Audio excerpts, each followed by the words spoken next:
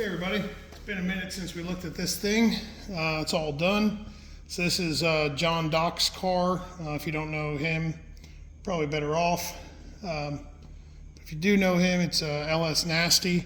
This is not an LS, but he brought us this thing to wire up for him, and we kind of worked it in as time allotted. So it had to go to fabrication for a little bit, and then came back to us, and I worked on it when we could. So it's all done. This is a 481X with Hartz turbo, 140 millimeter Hartz turbo. It's a hog. This is, I believe he's going to bracket race this car. I think he was hoping to get into the 650 index an eighth mile with this thing. So anyway, kind of wanted to go over a little bit of everything that we did. So let's start on the inside. So we've got battery mounted back here. We've got a ECU Masters kill switch, or disconnect, battery disconnect. Matt Gross came over yesterday and programmed the CAN bus and all the stuff for the PMU. He didn't do all of it, but he's everything that I needed him to do so that I could just test functions and whatnot, and get this thing all wrapped up for him. So then the ECU, there's a panel there, so there's an ECU. This is an injector driver module, and then there's the PMU Auto Sport 16 from ECU Masters. That's where all of the power for everything's coming from. So all the lights that you're going to see that are ridiculous, injector power, all that kind of stuff. It's all the dump valve, the trans brake solenoid, the lockup, the whole 9 yards. It's all coming out of there. So up here we've got a Davis VPS, and then an EGT module, and then a Pro 600 down here, and an MST Pro 600. And we've got Maven battery bulkheads that go through the firewall to a what are they called? A Sherlock or Radlock style connection on the other side. So, which are pretty slick. Here, come over here. So these are Radlock connections. So they're they're just kind of like a push button to disengage and put on and take off. So pretty sweet. We used Mad Racing Products, builds these pretty sweet billet EGT bulkheads, and this is a Holley EGT setup that's on the car. The bulkheads are very nice because then it makes it very easy to remove and reinstall. And of course this thing has got nothing but Rife sensors all over the place, right? So there's a Rife sensor block back here. That's a 3-way block with a temp sensor off the side of it, off the far side. And then there's another one up here. And then we've got the Holley high flow boost control solenoids. There's a plethora of data on this car. So they're going to monitor wastegate position here. So these are some Turbo Smart wastegates, and this is a wastegate position sensor. We've got a Turbo Smart blow-off valve with a blow-off valve position sensor here. I'm sure they'll gather some pretty cool data with that. We've got turbo shaft speed. So the turbo, I guess, came pre-drilled and machined and whatnot for a shaft speed sensor. So that's wired up. Got Rife high interior care temp, oil temp, all that kind of stuff. Cylinder head temp. Got all the sensors, right? Front shock travel, rear shock travel. We've got, all the stuff. A 12 position rotary switch. They're going to mount this somewhere. So this is I've made videos on these before, but this is just a 12 position switch, so you can make tune-up changes on the fly. The chute release and shifter Mac valve is not mounted because they are going to either put the CO2 bottle here or here on this vertical bar. So what we did is we just kind of left them a little long so they can go, either or. Then we've got overhead, there's the ECU Masters CAN bus keypad.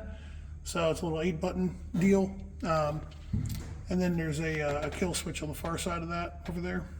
So this isn't tied up yet, so don't mind that. So, but anyway, all right. So in the back, very basic, it's a race car. You know, just taillights that are like out of a trailer, right? So these are actually like little trailer lights under here. So that's all was on the car. So we made it work. And then underneath of it, we got more lights. There's lights all over the place in this thing. A lot of people asked, we are still waiting on the glass shop to finish up his new mirror. So he got a mirror to put here. So the reason why the dash is offset, I don't know if you guys watched the first video, but the dash is offset because it's in the way for John to prep for camera, and he needs a mirror here. So this is just a mock-up mirror. We're working on some angles. We're simulating John's height and hair. You know, this was again just a mock-up, but the glass shop is going to build us a really nice mirror. So the plan here for the mirror is to actually, it's going to clamp to this bar here. There'll be a notch cut out for the steering column, and it's going to come over to about here, and it's actually molded and rounded to go all the way up to the wiper cowl at the bottom of the windshield and back over to this bar. It's a convex, so it's slimming. He's very vain, you know. I don't know if you don't know John, he's worn medium shirts for a long time. V-necks, you know, he's very big into the V-necks. So we wanted to make sure that it was concave so that he, you know, he felt better about himself. You know what I mean? He's been kind of slacking on the diet and exercise portion of life, and we just didn't want him to feel out of place. So we got to have a nice custom-made convex mirror for him there. So, but anyway, so we did the steering wheel with a you know, a single curly cord here, and then we've got a molded boot on the back side of the steering. Here, I'll show you. So there's the back side of the steering wheel. You know, so we got a molded boot here, filled with epoxy. Then here's the back of the trans brake button. These are like those Biondo quick release, and then here's your bump button. And it all comes off with one DTM connector. So anyway, see, look at our clamp. What is this? Is this Maybelline? Maybe he's born with it. Maybe it's Maybelline. Sorry, see, our clamping system is not really working well for the mirror. So anyway, we also installed probably the most important part of this build. I'm going to say this is probably the most important part of this entire build. So, I mean, you guys build engines, $100,000 engines, that's cool, and huge turbos, and you make all this horsepower. But what really matters is reminiscent of hot import nights, okay? So, foam parties, neon lights, and, you know, Fast and the Furious life. So, what we did is we installed quite a few different lighting packages for him. So I'm going to hit the overhead lights here, and then we're going to turn them on here.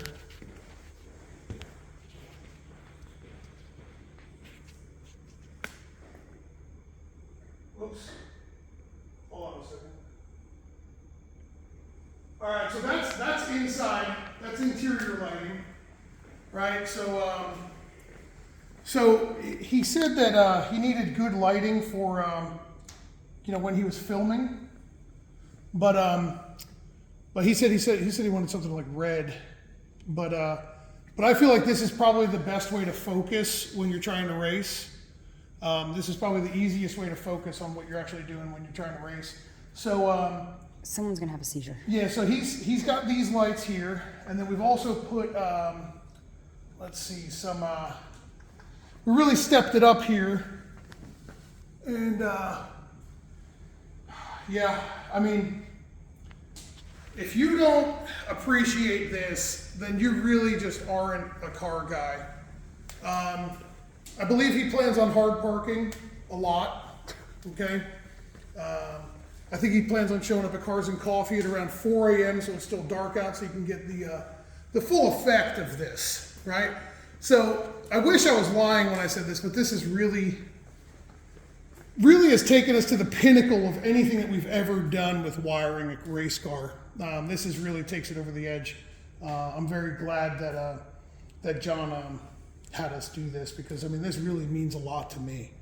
And then if you have to actually work on this when you're hard parked, you can press another button in here, and then you've got some bright interior lighting, right? So we turn off the, these are all Wi-Fi and or Bluetooth and Wi-Fi or whatever, remote controlled lighting, right? So then we've got, if he ever has to actually work on it, he's got some lights there. But we don't anticipate him to actually ever have to work on it. Well, at least not him.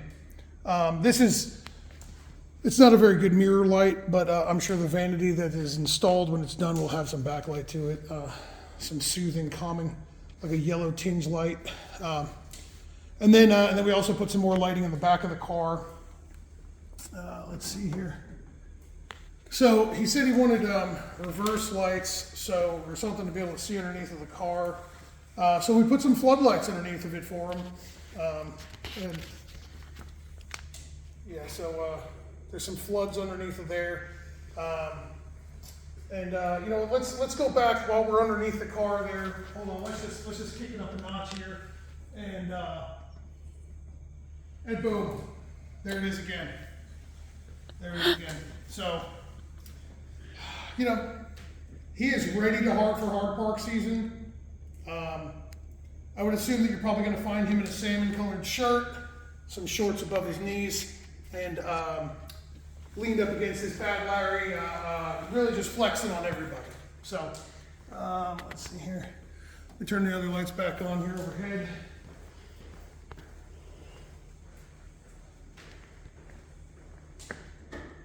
So yeah, that's the gist of it. This is Slick Rick. This one's all done. I believe John's coming on Wednesday to come pick it up, and I'm sure he'll put up some plenty of videos. I believe he's probably going to start his new YouTube channel about contouring and makeup, whatnot soon. So once that mirror is installed. But all right, thanks for checking it out. See ya.